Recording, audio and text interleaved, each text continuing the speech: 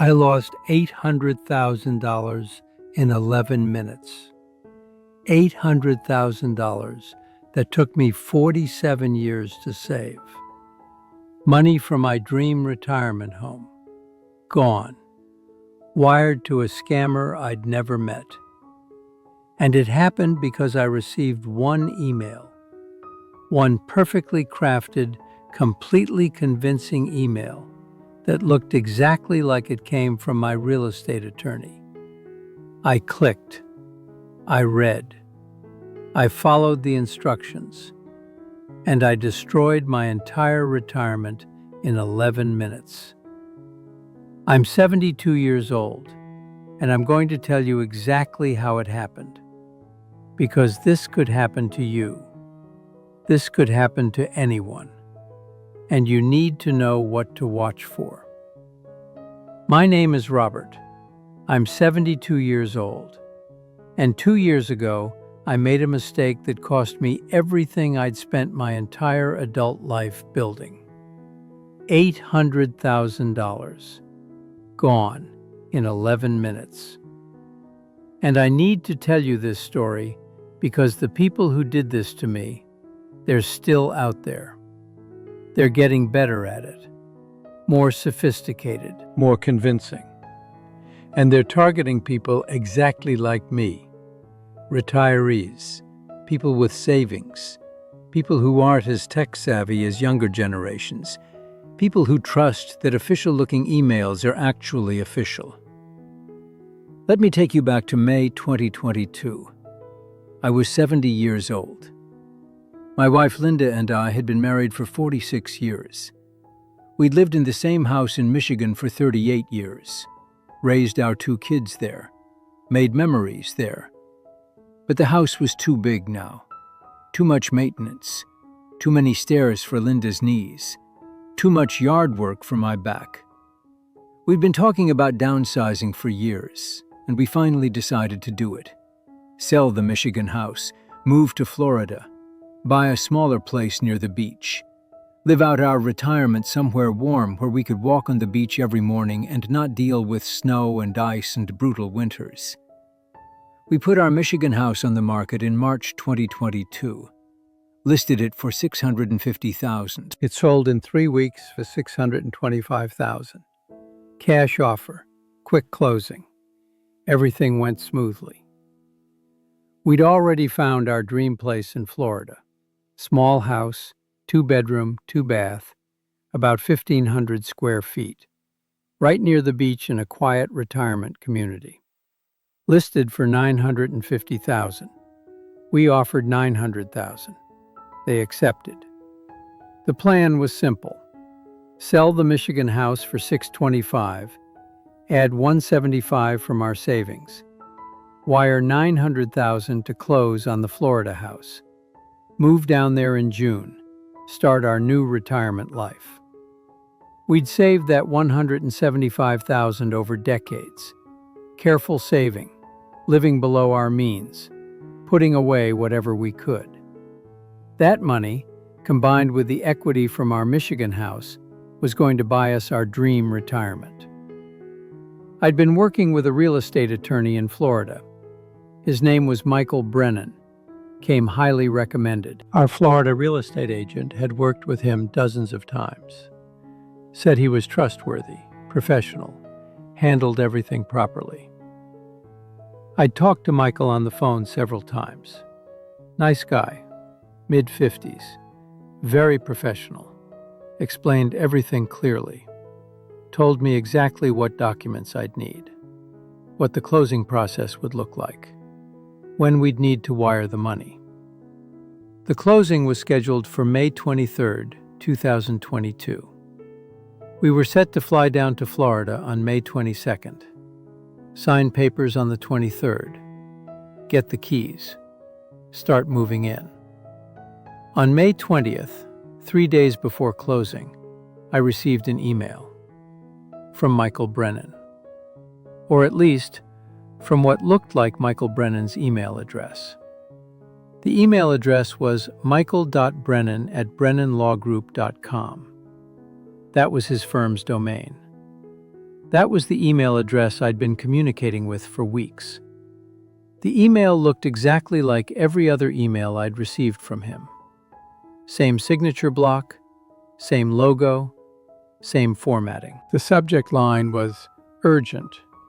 Updated wiring instructions for closing on May 23rd. I opened it, and this is exactly what it said. Dear Mr. Thompson, due to a recent cybersecurity incident at our primary bank, we have been forced to change our wire transfer account information for all upcoming closings. This change is effective immediately and applies to your scheduled closing on May 23, 2022. Please use the following updated wiring instructions for your down payment of $900,000. Bank, First National Trust, routing number 026009593, account number 4472839201, account name Brennan Law Group, escrow account reference Thompson Property Purchase, 847 Ocean View Drive. Important: our previous wiring instructions are no longer valid. Any funds sent to the old account will not be accessible and will delay your closing. Please confirm receipt of these updated instructions and wire the funds no later than May 22nd at 3 p.m. Eastern Standard Time to ensure we can process everything in time for your May 23rd closing. If you have any questions, please call our office immediately at the number below. Time is of the essence. We apologize for any inconvenience this change may cause. Best regards, Michael Brennan, Esquire. Brennan Law Group phone 561-555-0147. Email michael.brennan@brennanlawgroup.com. Everything looked legitimate. The email address was right. The signature was right. The property address was correct. The amount was correct. The closing date was correct. Even the phone number looked professional. And the tone, urgent but professional. Apologetic about the inconvenience. Warning me that using the old account would cause delays. Telling me I needed to act quickly. I read it twice. And I thought, okay, this makes sense. Cybersecurity incident. They had to change banks. These things happen.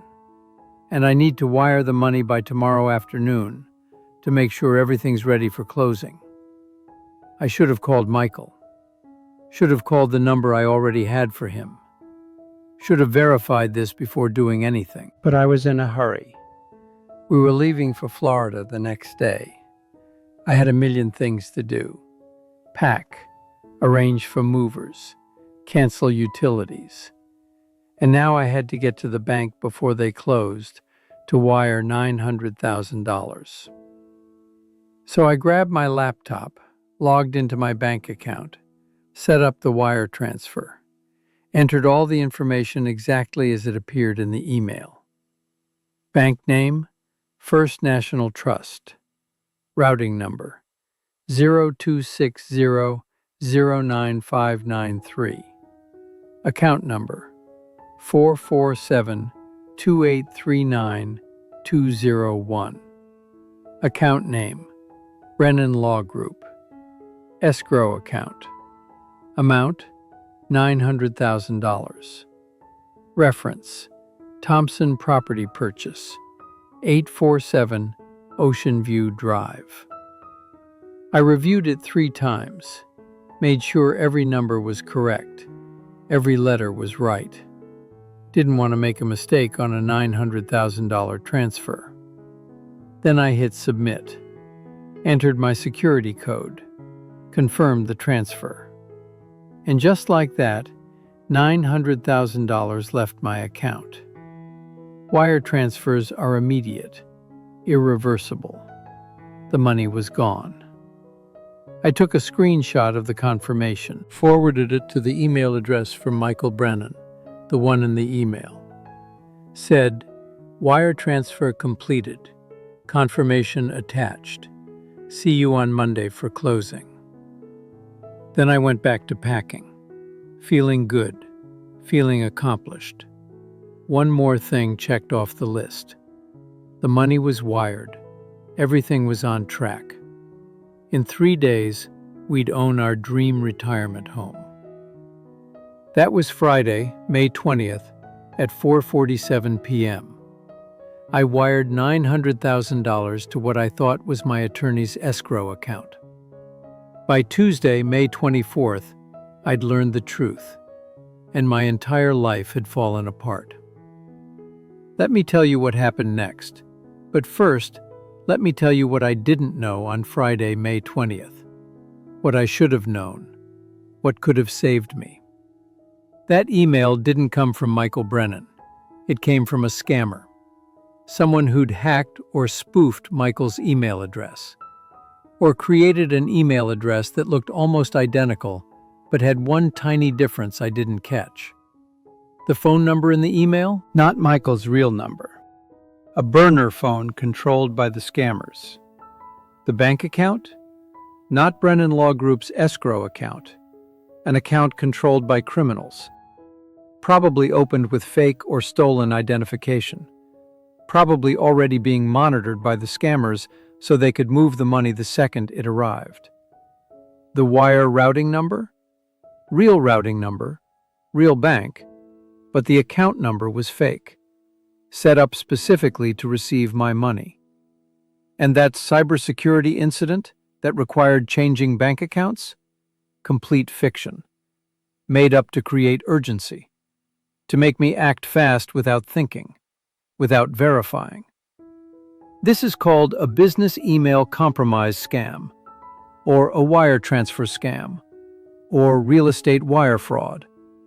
And it's one of the fastest growing crimes in America, targeting home buyers, especially older home buyers, especially people wiring large amounts for down payments or full purchases.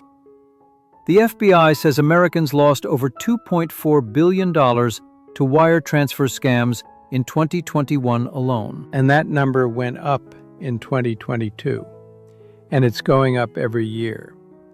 I became one of those statistics, one of the people the FBI warns about, one of the cautionary tales.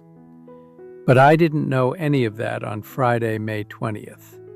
I thought I'd just successfully wired my down payment to my attorney's escrow account. Thought everything was fine. Thought I was 3 days away from living in my dream retirement home. Saturday, May 21st, Linda and I finished packing. The movers were coming Monday to load everything. We'd drive down to Florida Sunday, spend the night in a hotel, close on Monday, get the keys, and be in our new house by Monday evening. Sunday, May 22nd, we drove to Florida. 1,200 miles. Took us 2 days of driving, but we wanted to take our time. We arrived Sunday evening, checked into a hotel near the attorney's office, had dinner, went to bed excited.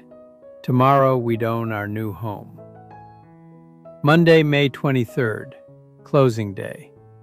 We woke up early, had breakfast, headed to Michael Brennan's office at 9:30 a.m. for our 10 a.m. closing appointment. We walked into the office. The receptionist greeted us, said, "Mr. and Mrs. Thompson? Michael's expecting you, but he asked me to let him know the moment you arrived. Let me grab him." She went back to his office, came back with Michael, and the look on his face, I knew immediately something was wrong. He said, "Mr. and Mrs. Thompson, can you come back to my office, please? We need to talk." We followed him back, sat down, and he said, I'm confused about something. We're scheduled to close this morning, but I haven't received your wire transfer yet. Did you have trouble sending it? I said, no, I sent it Friday. Got the confirmation and everything. Sent you the screenshot. He said, I never received any screenshot, and I'm not showing any deposit into our escrow account. I pulled out my phone, showed him the confirmation screenshot. Said I wired it Friday afternoon. $900,000 to your escrow account. Use the updated wiring instructions you sent. He looked confused. Said, updated wiring instructions? I didn't send any updated instructions. And that's when my stomach dropped, when the world started spinning, when I knew something was terribly, catastrophically wrong. I said, you sent an email Friday. Said there was a cybersecurity incident. Said you had to change banks. Sent new wiring instructions. He shook his head. Said, Mr. Thompson, I didn't send any email on Friday, and we didn't change banks. We've used the same escrow account for 15 years. I showed him the email on my phone. He read it, and his face went pale. He said, this isn't from me. This is a scam email.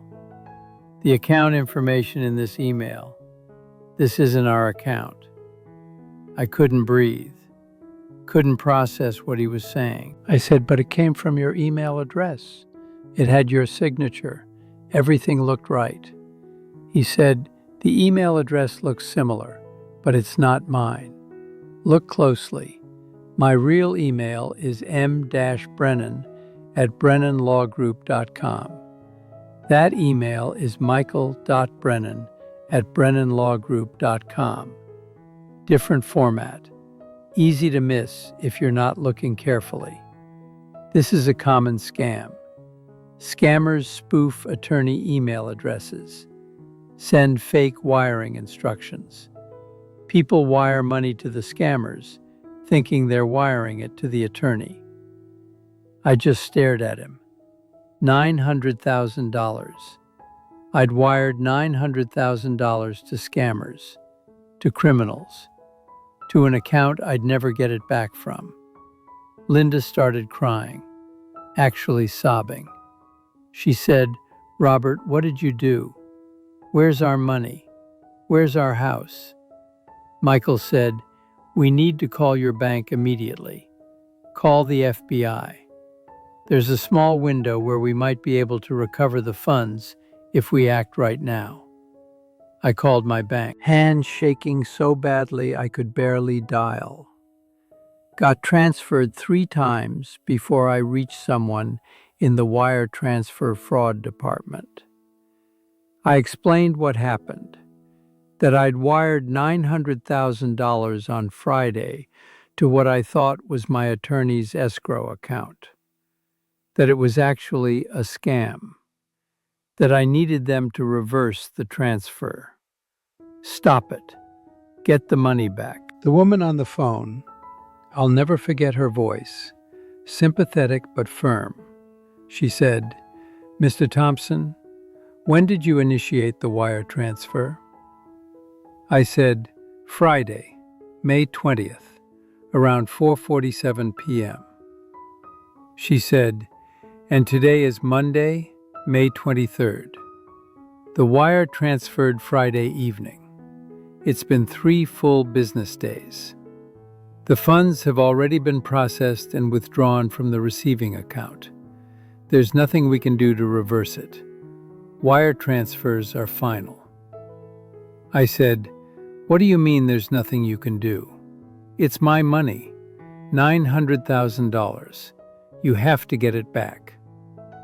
She said, I understand, Mr. Thompson, but wire transfers are immediate and irreversible. Once you authorize the transfer and it's processed, the money is gone. The receiving bank has no obligation to return funds, especially if the account has already been emptied. which is typically what happens in these scams within hours of receiving the money. The money is just gone.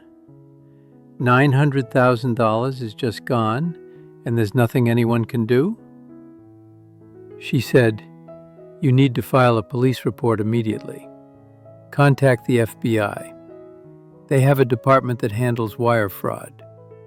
They might be able to track the money. But I have to be honest with you. The recovery rate for these scams is very low, usually under 10%. 10%. Maybe I'd recover $90,000. Maybe. But probably not even that." I hung up. Michael was already on the phone with the FBI. Gave them all the information. The fake account number, the routing number, the timeline, everything. The FBI agent said they'd open an investigation. Said I needed to file a formal complaint through the Internet Crime Complaint Center. Said they'd do what they could, but that these scams usually involve multiple countries, multiple accounts, and the money gets moved and laundered so quickly that recovery is nearly impossible. Nearly impossible. Not impossible, but nearly. Linda was still crying. She said, "How could you do this? How could you wire $900,000 without calling Michael first? Without verifying?" I didn't have an answer. Because she was right. I should have called. Should have verified. Should have taken 5 minutes to confirm those wiring instructions before sending our entire life savings to strangers. But I hadn't. Because I was busy. Because I was in a hurry. Because the email looked real. Because I trusted what I saw. Michael said, "Mr. Thompson, I'm so sorry this happened. We've had 2 other clients targeted by similar scams in the past year. Neither recovered their money. These operations are sophisticated. They hack email systems or monitor communications somehow. They know when closings are happening. They know the amounts. They send emails at exactly the right time, with exactly the right information to seem legitimate." I said, "What happens now? With the house?" He said, "Without the funds, we can't close. The sellers expected $900,000 today. We don't have it. The closing is canceled. And honestly, unless you can come up with $900,000 from another source, you've lost this property." Lost the property. Lost our dream retirement home. Lost everything we'd been working toward. But it was worse than that. Because we'd already sold our Michigan house. The new owners were taking possession in 2 weeks. We had nowhere to live, and we no longer had the money to buy anything else. We were homeless. At 70 years old, we were about to be homeless. The next few days were a blur of phone calls, police reports, FBI complaints, and devastating realizations. We filed a police report in Florida. The detective was sympathetic but clear. He said, "Mr. Thompson, I've seen this scam dozens of times in the past year.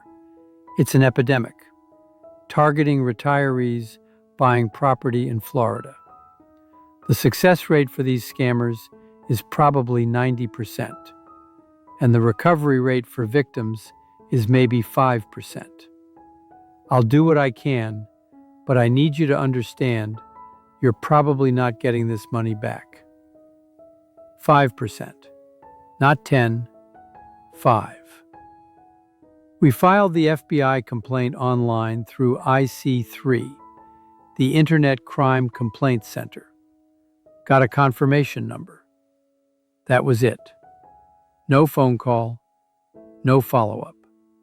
Just a confirmation that they'd received our complaint and added it to however many thousands of similar complaints they were processing. We contacted the Florida bank, First National Trust, where the money had been wired. They said the account had been opened 2 weeks earlier with fake identification. The $900,000 had been transferred out within 2 hours of being received, moved to 3 different accounts in 3 different states, then wired internationally to accounts in Hong Kong, then cryptocurrency exchanges, then untraceable. Gone. Completely gone. Like it never existed. We called our Florida real estate agent, told her what happened. She was horrified. Said she'd worked with dozens of clients and Michael Brennan for years, and this had never happened. Said she felt terrible. But there was nothing she could do.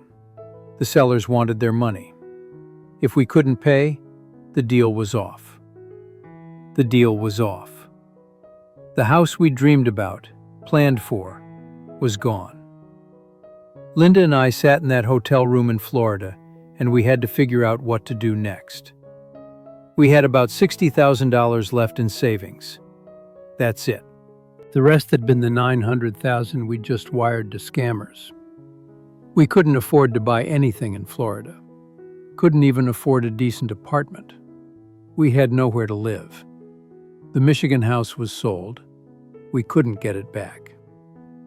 Linda said, "We have to move in with one of the kids. We have no choice." I hated that idea. Hated admitting that at 70 years old, after 47 years of working and saving and being independent, we had to move in with our children. Had to ask them to take us in like we were homeless refugees. But she was right. We had no choice. We called our daughter Sarah. She lived in Ohio, had a 4-bedroom house. Her kids were grown and moved out. She had space. I told her what happened. Told her we'd been scammed. Told her we'd lost everything. Told her we needed a place to stay while we figured things out. She started crying. Said, "Dad, how did this happen? How did you lose $900,000? I explained the email, the fake wiring instructions, how real it looked, how I'd trusted it. She said, "Oh, Dad, oh no. Of course you can stay with us. Stay as long as you need. But Dad, $900,000. That was everything. That was your whole retirement." I know. I knew. I didn't need her to tell me. We drove from Florida to Ohio. 15 hours. Didn't talk much. Linda cried on and off. I just drove, numb, replaying that moment over and over in my head. The moment I clicked submit on that wire transfer. The moment I destroyed our retirement. We moved into Sarah's house, set up in her guest room. 2 70-year-olds living with their daughter and son-in-law. Dependent, helpless, ashamed. For weeks I barely functioned, barely ate, couldn't sleep. Would wake up at 3 a.m. thinking about that email, about how stupid I'd been, about how if I'd just taken 5 minutes to call Michael, none of this would have happened. Linda was devastated. She'd cry at random times, looking at photos of the Florida house we'd lost, the house we'd toured, the house we'd imagined ourselves living in, walking on the beach every morning, having grandkids visit, living out our retirement. All of it gone because I'd been careless, trusting, stupid. We contacted a lawyer, asked if there was anything we could do, sue someone, get the money back somehow. The lawyer said, "Mr. Thompson, I'm sorry, but there's really nothing to sue for. The bank isn't liable, you authorized the transfer. The attorney isn't liable, he wasn't involved. The scammers? Good luck finding them or getting any money from them even if you could. Your only option is to wait and see if the FBI recovers anything." But I wouldn't hold my breath. Don't hold my breath. Translation: the money is gone forever. Sarah and her husband Tom were wonderful. Never made us feel like burdens. Never complained about us being there. But I felt it. Felt like a failure. A burden. A 70-year-old man who'd worked his entire life and had nothing to show for it because he'd fallen for a scam. I started researching wire transfer scams online. Found hundreds of stories just like mine. Thousands of them. People who'd lost 50,000, 100,000, 300,000. Some even more than I had. All the same story. Email from someone they trusted, fake wiring instructions, money gone, no recovery. The FBI estimates over 11,000 people lost money to real estate wire fraud in 2021 alone. Total losses over $350 million. And those are just the reported cases. Plenty of people don't report it. Too embarrassed. Too ashamed. I read forums where victims shared their stories. And the common theme was always the same. I can't believe I fell for it. The email looked so real. I should have verified. I should have called. But I was in a hurry. I trusted what I saw. Every single person said the same thing I was thinking. How could I have been so stupid? But the scammers are good. Really good. They study people, study real estate transactions, monitor communications, create emails that are pixel-perfect replicas of legitimate emails. They time everything perfectly. Send the fake instructions a few days before closing when people are stressed and busy and rushing to get everything done. They prey on that urgency, that stress, that trust, and they're getting better, more sophisticated, using AI now to write more convincing emails, creating deeper fake identities, making it harder and harder to tell what's real and what's fake. About 6 weeks after the scam, we got a call from the FBI. An agent said they'd tracked some of the money, found it had gone through cryptocurrency exchanges and been converted to Bitcoin, then mixed with other transactions to make it untraceable. Dead end. They were closing the investigation. No recovery. No arrests. I asked, "So that's it? $900,000 just gone and nobody's accountable?" He said, "Mr. Thompson, these operations are run from overseas. Multiple countries, multiple people involved. Even if we could identify the individuals, which we can't, they're in countries that don't cooperate with U.S. law enforcement. We can't extradite them, can't prosecute them. The money went through so many accounts and conversions that it's impossible to recover. I'm sorry. This is the reality of cybercrime. The criminals are winning. The criminals are winning, and we're the losers." Linda stopped crying eventually, but she changed, became withdrawn, quiet, stopped talking about the future. Because what future did we have? Living in our daughter's guest room on Social Security. That was our future. I tried to figure out our finances. We had about $60,000 in savings. We'd get Social Security, about $3,800 a month combined. My small pension, another $1,200 a month, so $5,000 a month total income. We couldn't afford rent anywhere decent. Couldn't afford to buy even a small condo.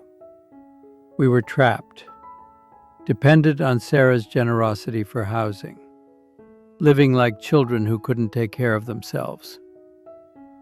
I fell into depression, real depression.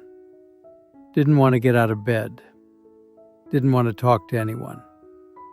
Sarah suggested I see a therapist. I refused. What was a therapist going to do? Give me my $900,000 back? But Linda insisted, said I was scaring her, said I needed help. So I went, started seeing a therapist who specialized in trauma and financial loss. The therapist said what happened to me was traumatic, that losing everything in an instant, especially through a scam where I blamed myself, was a form of trauma. That the shame and self-blame were normal but destructive. She said, "Robert, you're not stupid. You're not the first person to fall for this, and you won't be the last. These scammers are professionals. They're good at what they do. This isn't your fault." But it was my fault, because I didn't verify, didn't call, didn't take 5 minutes to protect $900,000. 6 months after the scam, I was still living in Sarah's guest room, still depressed, still replaying that moment every single day. The moment I hit submit on that wire transfer. Linda had started to adjust, not accept. She'd never accept what happened, but adjust. She joined a book club with some women from Sarah's church, started volunteering at a local food bank, trying to rebuild some kind of life. But I couldn't move forward, couldn't let go of the rage and shame and self-hatred. I'd wake up every morning, and the first thought in my head was, "You lost $900,000. You destroyed everything. You're a failure." My relationship with Linda was strained. We barely talked anymore. She'd tried for months to comfort me, to tell me it wasn't entirely my fault, that we'd get through this together. But I'd pushed her away, didn't want comfort, didn't feel like I deserved it. One night, about 8 months after the scam, Sarah sat me down. Tom was there too, and she said, "Dad, we need to talk. You can stay here as long as you need to, forever if necessary. We love having you and Mom here. But Dad, you're not living. You're existing. You're punishing yourself every day, and it's destroying you. It's destroying Mom. You need to get help, real help." I said, "I am getting help. I see the therapist." She said, "Once a month, and you spend the sessions telling her the same thing over and over, that you're stupid, that you ruined everything, that you can't forgive yourself." She told me, yes, she called me, because she's worried about you.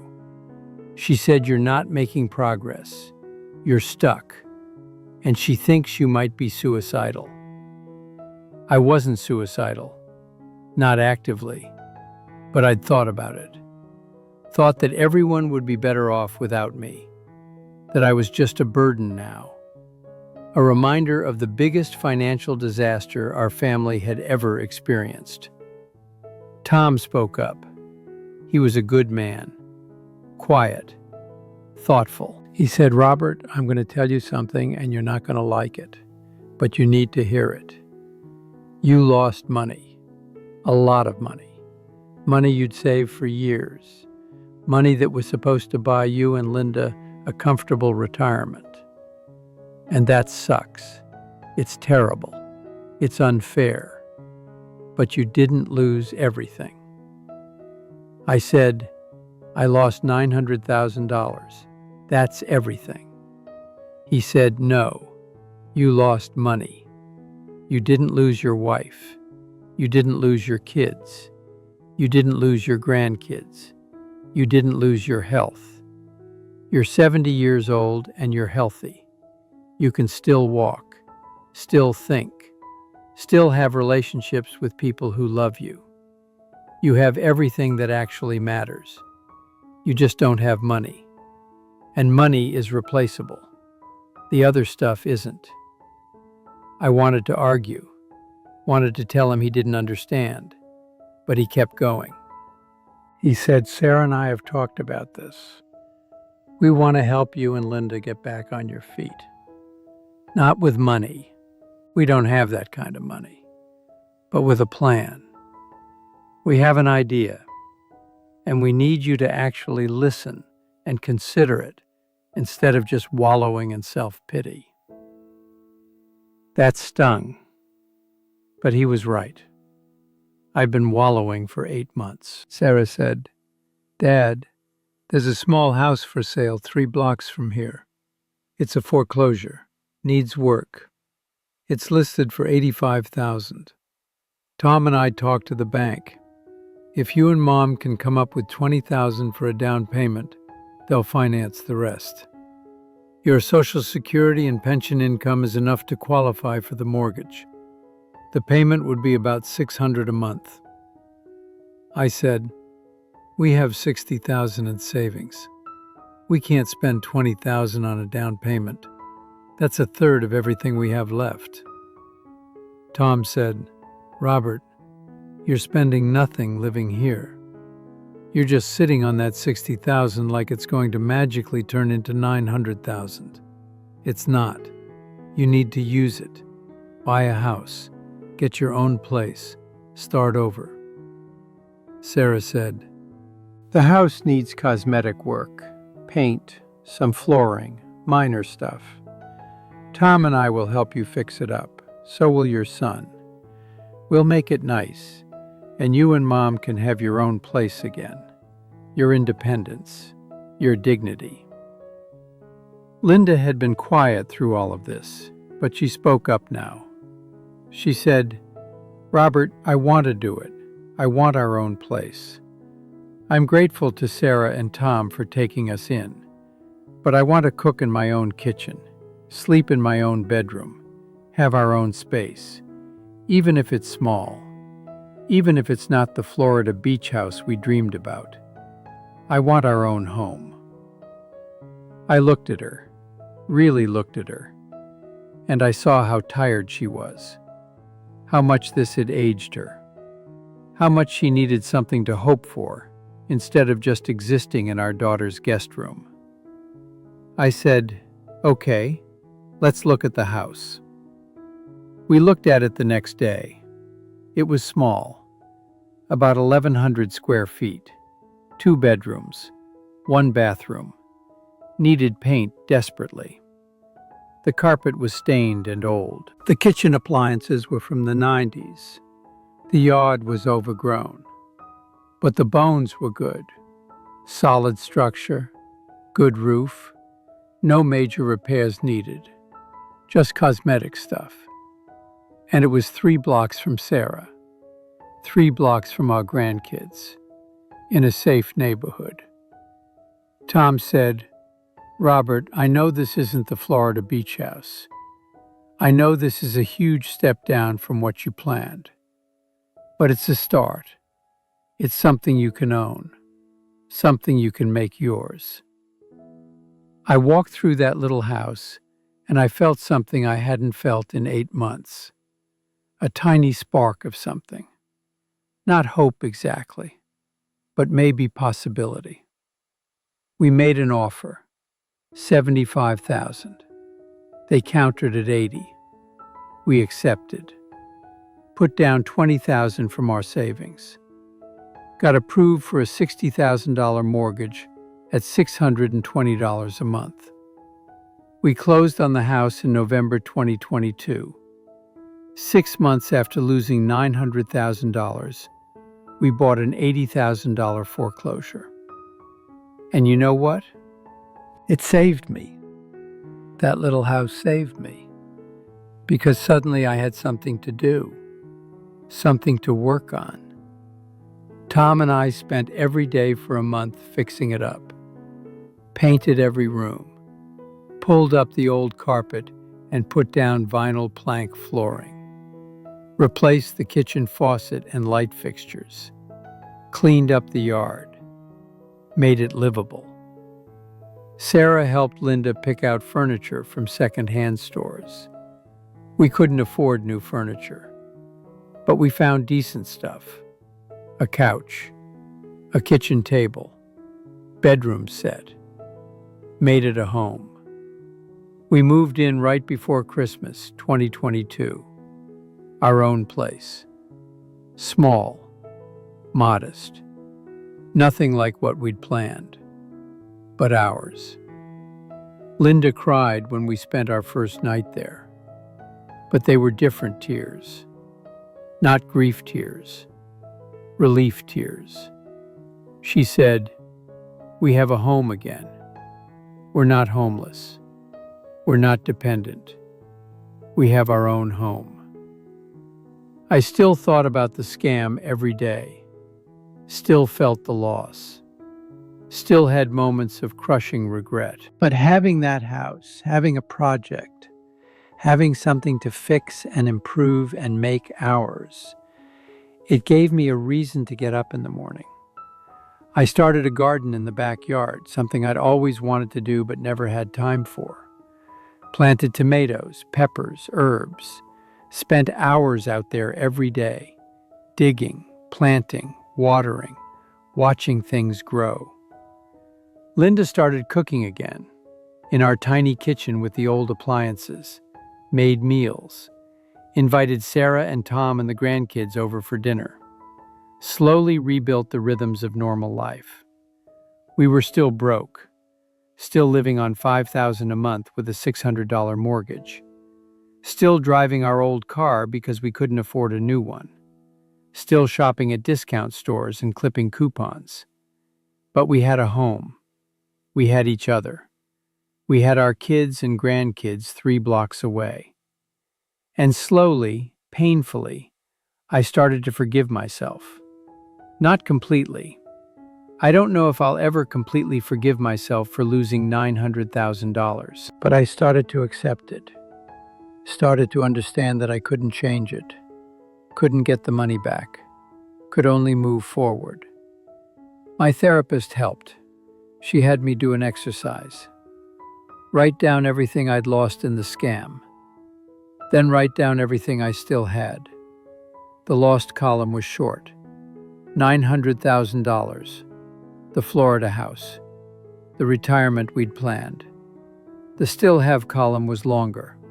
My wife, my health, my kids, my grandkids, my mind, my ability to work, a home, food, safety, relationships, love. She said, "Robert, you lost money. That's all you lost. Everything else, everything that actually makes life worth living, you still have. The question is, are you going to spend the rest of your life mourning what you lost? Or are you going to appreciate what you still have?" I chose to appreciate what I still had. It wasn't easy. Some days it still isn't easy. But I chose it. I started volunteering at a senior center, helping other seniors with technology, teaching them about email scams, about wire transfer fraud, about how to protect themselves from the exact scam I'd fallen for.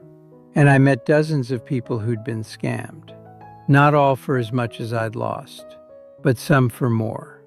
Met a woman who'd lost $1.2 million to a romance scam. Met a man who'd lost $300,000 to a fake investment scheme. Met countless people who'd lost their retirement savings to criminals. And I realized something. This wasn't rare. This wasn't unusual. This was an epidemic. Millions of people were being targeted. Thousands were losing everything. And most of them, like me, blamed themselves. Felt stupid. Felt ashamed. Isolated themselves because they were too embarrassed to admit what happened. I started speaking publicly about what happened to me. At senior centers, at community meetings, at churches, telling my story, warning people about wire transfer scams, teaching them how to verify everything, how to slow down, how to never trust an email with financial instructions without calling to confirm.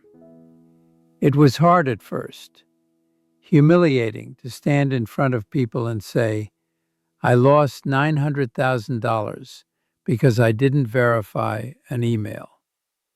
But I did it because if my story could save even one person from making the same mistake, it was worth the embarrassment. And people thanked me, told me they'd almost fallen for similar scams, but caught themselves, or that they'd been scammed too and felt less alone hearing my story. One woman came up to me after a presentation. She was crying. She said, "My husband and I lost $400,000 last year. Same scam. Fake wiring instructions for a house purchase. I've been so ashamed, so angry at myself. But hearing you talk about it, hearing that someone else went through this and survived, it helps. Thank you." That's when I realized my loss, as devastating as it was, could have meaning, could help other people, could maybe prevent other families from going through what Linda and I went through. I'm 72 now, 2 years since the scam. We still live in our little $80,000 house, still live on $5,000 a month, still can't afford the retirement we planned. But we're okay. We have a home. We have each other. We have our kids nearby. We have Sunday dinners with grandkids. We have enough. The FBI never recovered a penny of the $900,000. The case is closed. The money is gone forever. I've accepted that. I filed a victim impact statement. Got contacted by a journalist writing about wire transfer fraud. My story was published. And after it was published, I got dozens of emails from other victims, all telling similar stories, all feeling the same shame and regret I'd felt.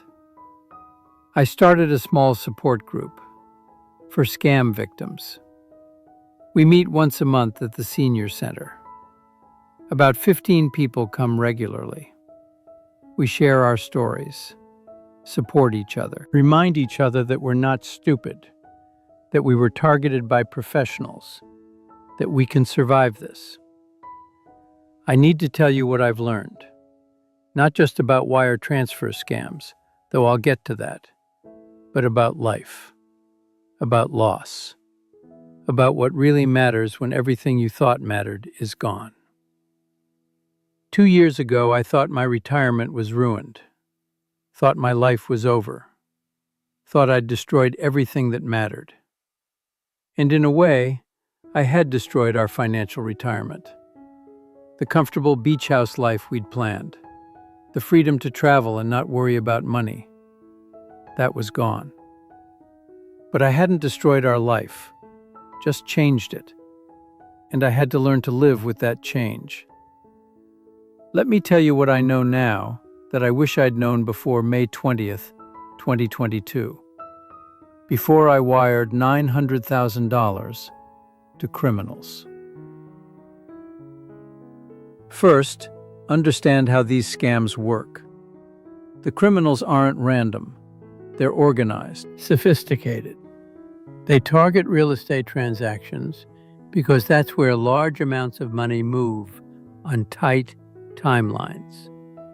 They monitor communications, either by hacking email accounts, usually the real estate agent's or attorney's email, which often have weak security, or by monitoring data breaches that expose transaction information. Sometimes they bribe employees at title companies or law firms to give them information about upcoming closings. They know your name, the property address, the closing date, the purchase amount, everything. So when they send the fake email, it's not generic. It's specific, personalized, convincing. They send the fake wiring instructions a few days before closing. When you're stressed, when you're busy packing and organizing, and dealing with a million details. When you're most likely to act quickly without thinking, they create urgency. Bank change due to cybersecurity incident. Wire by 3 p.m. or closing will be delayed. Use these new instructions immediately. All designed to make you panic and act fast. And the emails look real. Same formatting. Same signature block. Same logo. Email addresses that look identical unless you examine them character by character. Here's how to protect yourself. 1. Never ever wire money based solely on emailed instructions. Ever. I don't care how real the email looks. I don't care if it has all the right information. I don't care if you're in a hurry. Never wire money without verbal confirmation. 2. Call the attorney or title company directly using a phone number you already have, not a number in the email. The scam email I received had a phone number. If I'd called it, I'd have reached the scammers pretending to be the law office. They'd have confirmed the fake instructions. Always use a phone number you got from a different source, from their website, from a previous email you know was legitimate, from the business card they gave you in person. Never trust a phone number in an email with wiring instructions. 3. Verify everything in person or over the phone before wiring. Every number, every letter. Read the routing number out loud. Read the account number out loud. Confirm the bank name. Confirm the account name. Make the attorney or title company employee confirm every single detail verbally. Yes, it takes 5 minutes. 5 minutes that would have saved me $900,000. 4. Be suspicious of any last-minute changes to wiring instructions. Legitimate banks and law firms don't suddenly change their escrow accounts days before closing. If you receive an email about changed wiring instructions, that's a massive red flag. Call immediately. Verify. Assume it's a scam until proven otherwise. 5. Examine email addresses character by character. The scam email that fooled me came from michael.brennan@brennanlawgroup.com. The real attorney's email was m-brennan@brennanlawgroup.com. I glanced at it, saw Brennan and Brennan Law Group, and assumed it was right. Didn't notice the format difference. Check every character. Scammers use emails that look almost identical. They'll add a letter, change a hyphen to a period, use a 0 instead of an O. Tiny differences that are easy to miss if you're not looking carefully. 6. When in doubt, delay. Delay everything. If something feels even slightly off, unclear instructions, unexpected changes, pressure to act fast, delay. Tell them you need a day to verify. A real attorney or title company will understand. Scammers will pressure you because they need you to act before you think. I was in a hurry, had a deadline, thought I couldn't delay. And that urgency cost me everything. 7. Tell your bank you're making a large wire transfer for real estate and ask them to verify the receiving account. Some banks have fraud prevention services. They can check if the receiving account has been flagged for suspicious activity. They can verify the account name matches the routing number. It's not foolproof, but it adds a layer of protection. I didn't tell my bank anything. Just logged in online and wired the money. If I'd gone in person and told them what I was doing, they might have caught the red flags. 8. Consider using a title company's secure payment system instead of wire transfers. Some title companies now offer secure portals where funds can be transferred with additional verification steps. It's slower than wire transfers, but much safer. Ask about alternatives to wiring. 9. Enable two-factor authentication on all email accounts. If your email gets hacked, scammers can monitor all your communications and send fake emails from your actual account. Two-factor authentication makes it much harder for them to access your email. 10. Remember that wire transfers are immediate and irreversible. Once you hit send, the money is gone. You can't cancel it, can't reverse it, can't get it back if it was sent to the wrong account. This isn't like a credit card charge you can dispute. Wire transfers are final. Those are the practical lessons, the things I should have known, the things I'm telling everyone now. But there are other lessons, deeper lessons, about life and loss and what matters. The deeper lessons, what losing everything taught me. When I lost $900,000, I thought I'd lost everything. My retirement, my security, my future, my dignity, my self-respect. And I spiraled into depression because I believed money was the foundation of everything else. That without financial security, I had nothing. That I'd failed as a husband, a father, a man. But I was wrong. I hadn't lost everything.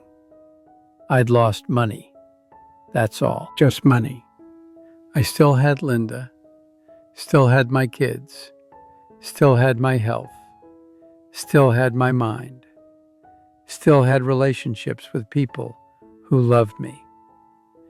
The money was supposed to buy us comfort, freedom, a nice house on the beach, easy retirement. But you know what? We have comfort now, in our $80,000 house. We're not on the beach, but we have a home.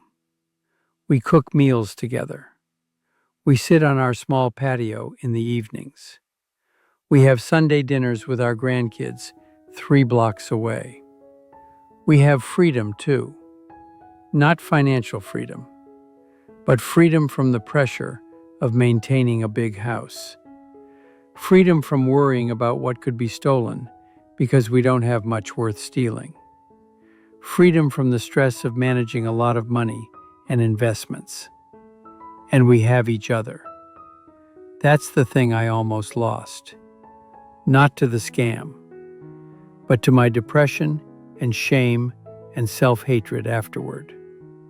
I pushed Linda away for months, blamed myself so much that I had nothing left to give her. Became so consumed with what I'd lost that I couldn't see what I still had. She almost left me. She told me that later. During those first 6 months, she thought about leaving because I'd become someone she didn't recognize, someone who'd given up, someone who valued money more than the life we still had together. But she stayed. And when we moved into our little house, when I finally started to come back to myself, she was still there. And I realized she was the thing I couldn't afford to lose. Not the $900,000. Her. Here's what losing everything taught me. Money is replaceable. People aren't. I can't get the $900,000 back, but I can earn some money, save a little. We're okay financially. We have enough. We won't be wealthy, but we're not homeless. We're not starving. We have enough. If I'd lost Linda, if I'd lost my kids because of my bitterness and shame, I couldn't replace that. That would have been the real tragedy. Your worth isn't your net worth. I spent 47 years building that $900,000. And I thought that number defined me, defined my success, my value as a person.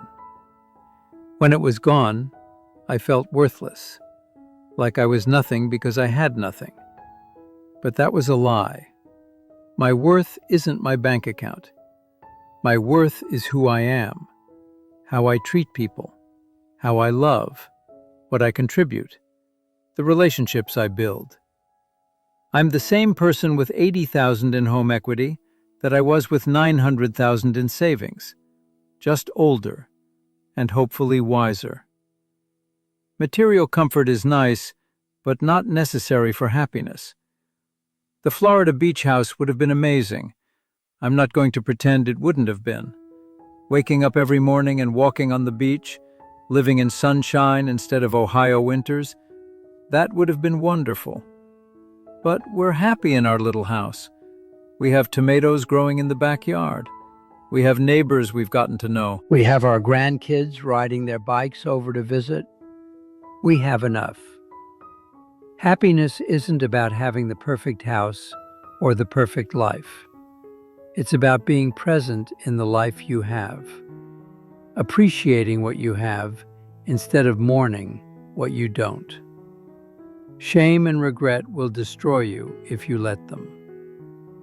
For months, I lived in shame, hated myself, replayed that moment over and over, thought about it constantly, punished myself mentally every single day, and it nearly destroyed me, nearly destroyed my marriage, nearly cost me everything that actually mattered.